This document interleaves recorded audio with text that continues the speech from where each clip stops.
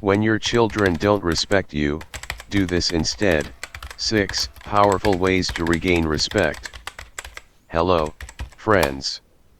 I'm Dr. James Carter, a physician with over 30 years of experience in family medicine, psychology, and the intricate dance of human relationships. Today, I'm stepping out of the clinic and into your world to talk about something that hits close to home for so many of us: what to do when your children, those little humans you've poured your heart and soul into raising, start treating you with less respect than you deserve. If you're reading this, maybe you've felt that sting. Perhaps they brush off your advice, talk over you, or even make you feel like a burden in your own family. It hurts, doesn't it? As a doctor, I've seen this play out in countless families, and as a parent myself, I've felt those twinges of frustration too. But here's the good news: you're not powerless. You don't have to sit there, stewing in anger or silently wishing things were different. Over my decades in medicine, I've learned that respect isn't just a gift we hope others will give us. It's something we can inspire, cultivate, and even reclaim through the way we live, act, and care for ourselves. Today, I'm sharing 6 powerful, practical ways to regain your children's respect, not through arguments or guilt trips, but through dignity, strength, and a little bit of science-backed wisdom. This isn't just about family dynamics, it's about your health, your happiness, and your legacy. Did you know that chronic stress from strained relationships can raise your cortisol levels, weaken your immune system, and even increase your risk of heart disease? As a doctor, I'm passionate about helping you live well, and that starts with the relationships closest to you. So, grab a cup of tea, settle in, and let's dive into these 6 transformative steps. I promise you, by the end, you'll feel inspired, equipped, and maybe even a little excited to take back your place as a respected, valued figure in your children's lives. Action 1: Stop chasing their approval, the power of self-respect. Let's start with a truth that might feel a little uncomfortable: when your children stop respecting you, the first place to look isn't at them, it's at yourself. I don't say this to blame you, but to empower you. One of the biggest traps I've seen parents fall into, especially as they age, is chasing their children's approval. Maybe you've caught yourself doing it, bending over backwards to please them, saying yes when every fiber of your being wants to say no, or swallowing your opinions to avoid rocking the boat.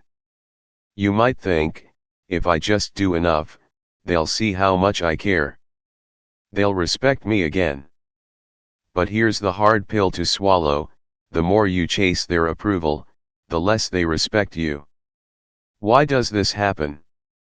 Let's break it down with a bit of science and a lot of heart. Psychologically, humans are wired to value what's rare and respect what's strong. When you're always available, always accommodating, always putting their needs above your own, you inadvertently signal that your worth depends on their validation. It's like a medical supply chain: flood the market with too much of something, and its value drops. Over time, your children stop seeing your sacrifices as gifts and start seeing them as expectations. And once they take you for granted, respect slips away. I'll never forget a patient of mine, Margaret, a vibrant woman who'd raised 3 kids single-handedly after her husband passed. She was a force of nature in her younger years: independent, decisive, full of life. But as she hit her 70s, I noticed a change. She'd come into my office looking drained, her shoulders slumped, complaining of fatigue and headaches. "Doc," she said one day, "I just want to keep my family together." She told me how she'd rearranged her entire life around her grown children, canceling her own plans to babysit their kids, staying quiet when they spoke rudely, even letting them dictate her schedule. She thought she was being a good mom, but her blood pressure was climbing, and her spirit was fading. Margaret's story isn't unique. In my practice, I've seen how this pattern of self-sacrifice can take a toll not just emotionally, but physically. Chronic people-pleasing spikes stress hormones like cortisol, which can disrupt sleep, weaken your bones, and even contribute to conditions like hypertension. Margaret wasn't just losing her children's respect, she was losing her health. So, what did we do? I gave her a prescription not for pills, but for boundaries.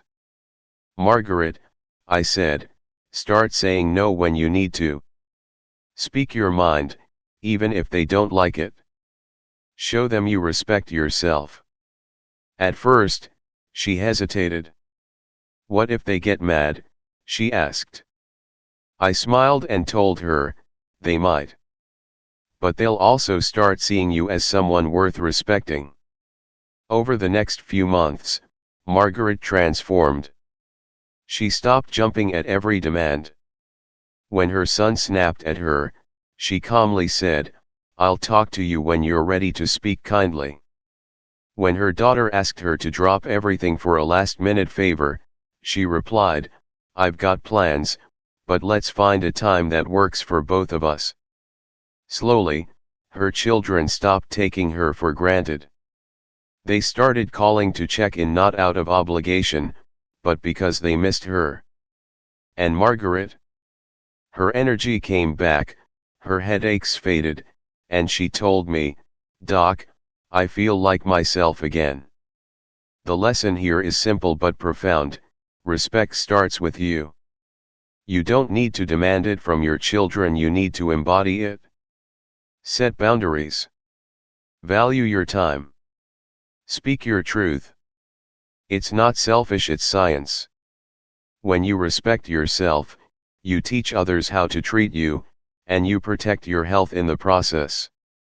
So, if you're nodding along, thinking, I've been chasing their approval too long, take this as your sign to stop.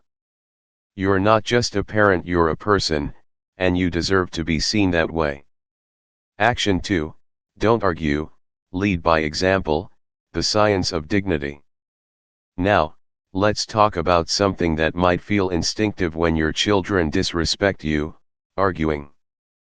Picture this: you're sharing your thoughts, and they cut you off, dismiss you, or worse, laugh in your face.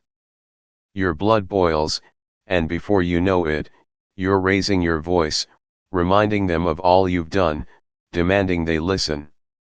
I get it, it's human. But as a doctor who's spent years studying the brain and behavior, let me save you some heartache: arguing doesn't win respect. It erodes it. And there's science to back that up. When you argue, your brain's amygdala, the little almond-shaped alarm system, kicks into overdrive. It floods your body with adrenaline and cortisol, putting you in fight or flight mode. Your kids? Their brains do the same. Suddenly, it's not a conversation, it's a battlefield. And here's the kicker: no one respects someone they're fighting. They might fear you, resent you, or tune you out, but respect? That's earned through presence, not shouting matches. Neurologically, yelling confirms their power over you. They've rattled you, and they know it. I once had a patient named Frank, a retired teacher who'd mastered commanding a classroom with quiet confidence. But at home, his grown children treated him like background noise, ignoring his advice, talking over him, even chuckling when he tried to correct them.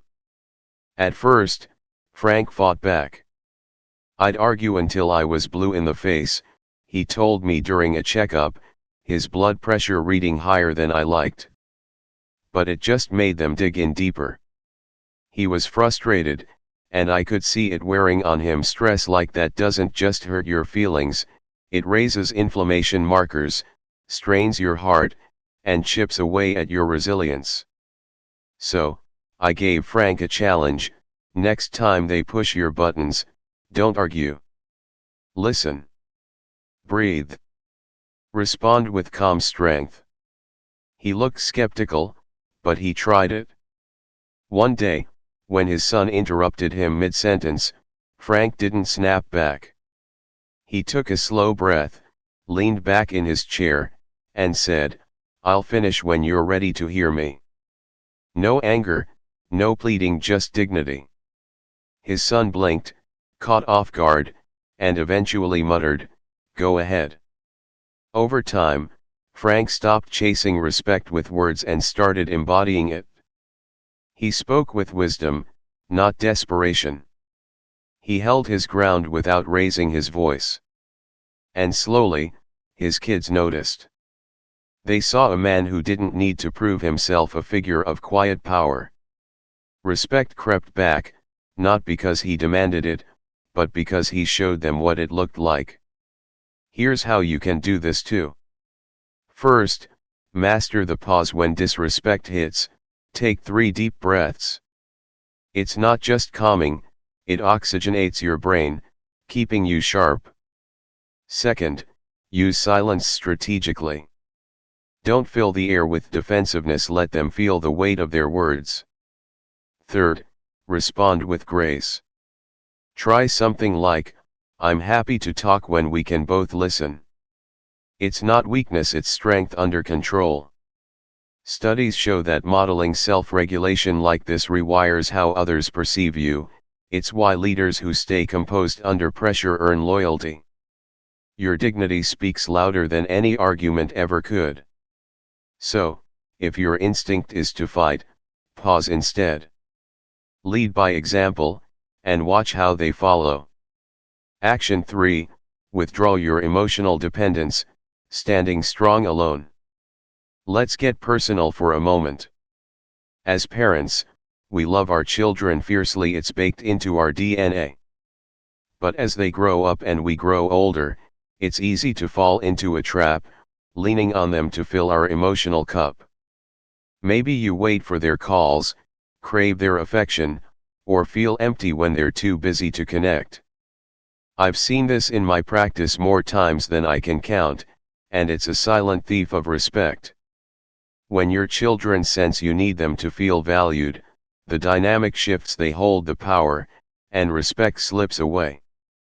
It's not their fault, it's human nature. People admire strength, not dependence. From a medical lens, this hits harder than you might think.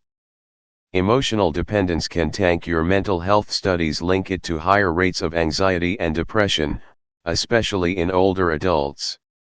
Your brain craves dopamine, that feel-good chemical, and when you tie it to your kid's attention, you're setting yourself up for a roller coaster. When they pull away, you crash.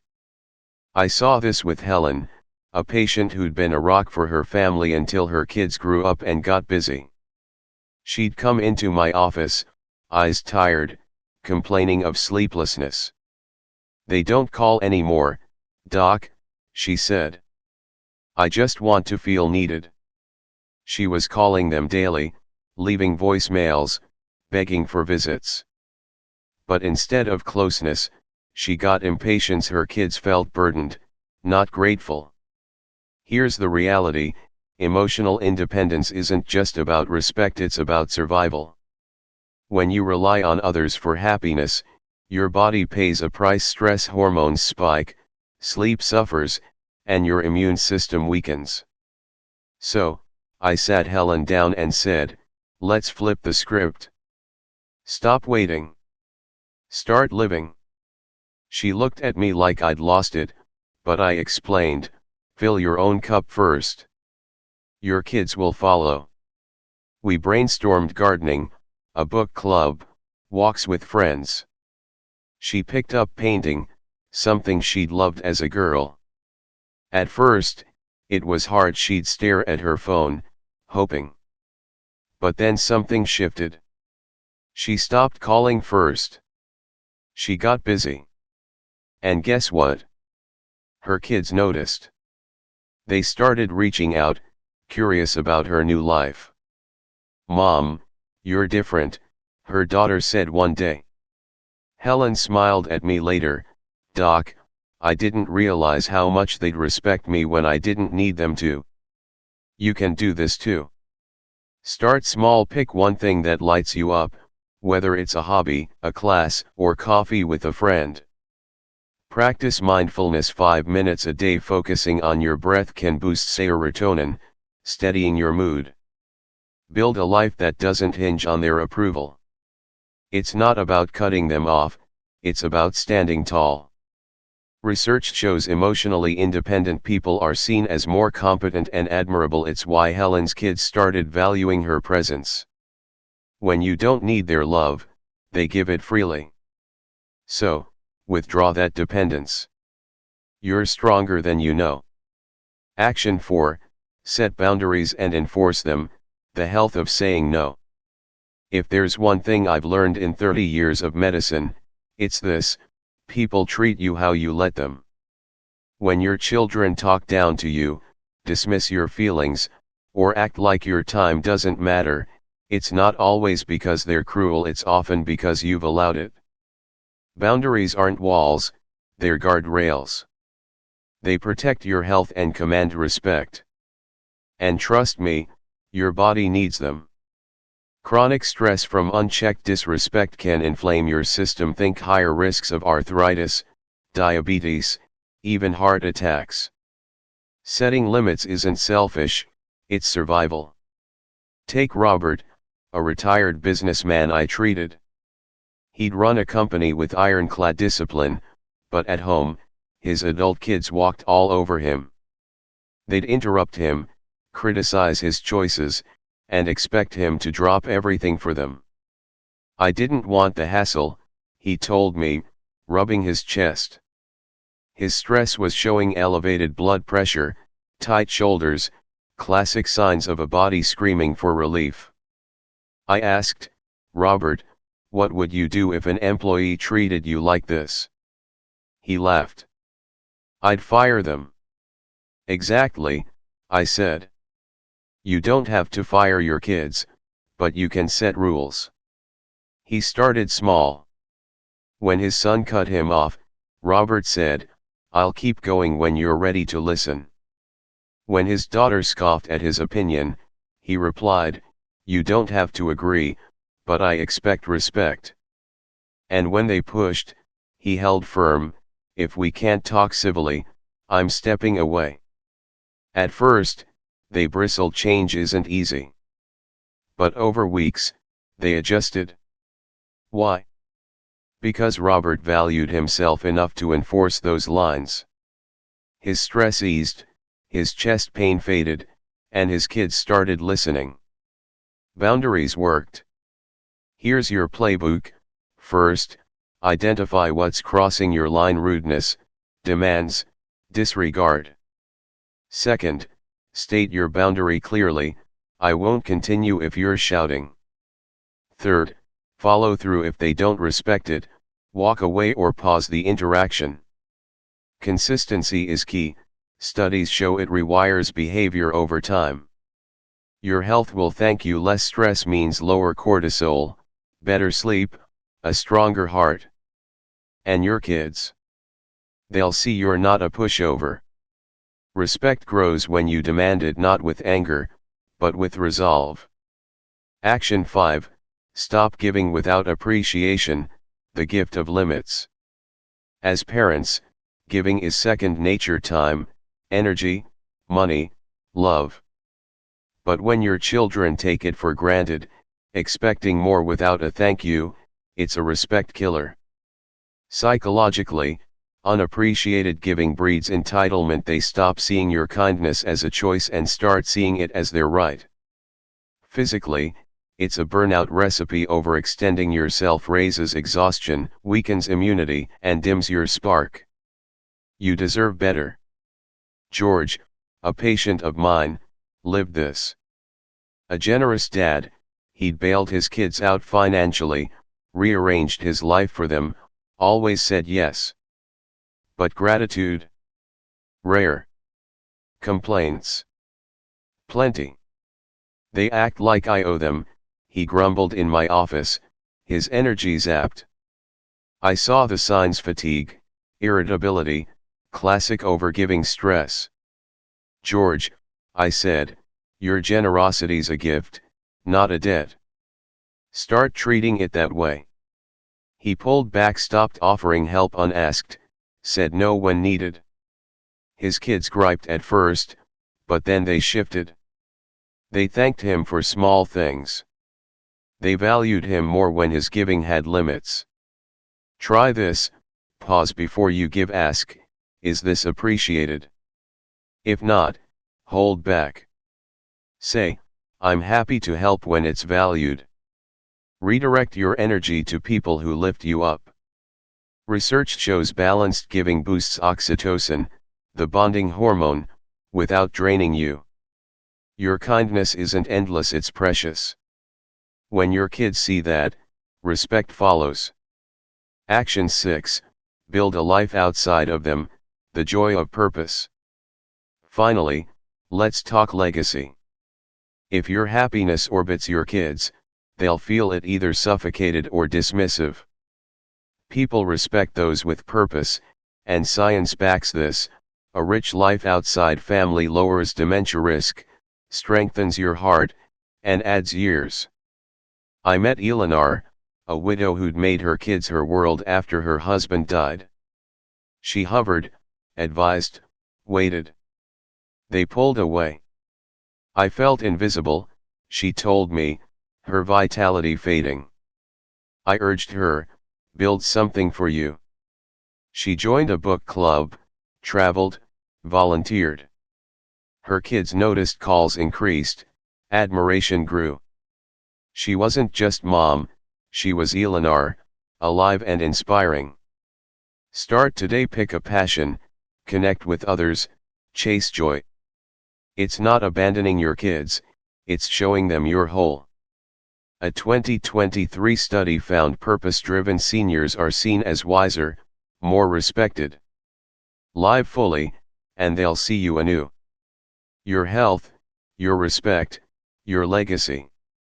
Respect isn't demanded, it's earned through how you live. Stop chasing approval, lead with dignity, stand independent, set boundaries, give wisely, and build your life. As a doctor, I've seen these steps heal families and bodies. You're not just reclaiming respect, you're reclaiming you. So, start today. Your children will notice, and your heart will thank you. Comment below what resonated. Let's keep this journey going together.